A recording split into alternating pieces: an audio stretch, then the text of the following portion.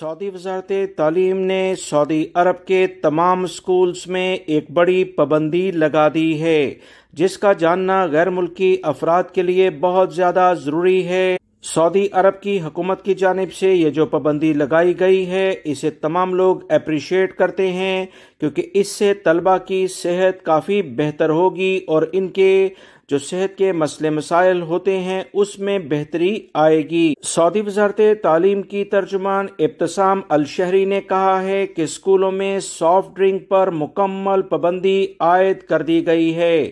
تمام اسکولوں میں کینٹین انتظامیہ کو سختی سے کہہ دیا گیا ہے کہ وہ طلبہ کو سافٹ ڈرنک بالکل فراہم نہ کریں۔ وزارت تعلیم کے ترجمان کی جانب سے کہا گیا کہ نئے تعلیمی سال کے آغاز کے حوالے سے سعودی ٹی وی اور اخبارات میں مختلف پروگرام میں گفتگو کرتے ہوئے مملکت کے تمام ریجنز میں نئے تعلیمی سال کا آغاز جو ہو چکا ہے، اس کی مکمل تیاریاں کر لی گئی تھیں۔ سعودی عرب کے تمام تعلیمی اداروں میں باقاعدہ اسکول کینٹین کی نگرانی کی جائے گی کہ وہاں پر کیسی اشیاء فراہم کی جاتی ہیں۔ بچوں کی صحت کے حوالے سے وزارت تعلیم کسی بھی لیول کی خلاف ورزی کو برداشت نہیں کرے گی۔ سعودی وزارت تعلیم کی جانب سے اسکول کینٹین کی انتظامیہ کو کہا گیا کہ کینٹینز کی مسلسل نگرانی رکھی جائے اور کسی بھی لیول پر طلبہ کو سافٹ ڈرنک فراہم نہ کی جائے۔ چھاپہ مار ٹیمیں اچانک کسی بھی کینٹین کا معائنہ کر سکتی ہیں۔ یہ کوئی مخصوص ریجن نہیں، پورے سعودی عرب کے تمام چھوٹے بڑے اسکولز میں یہ پابندی لگا دی گئی ہے۔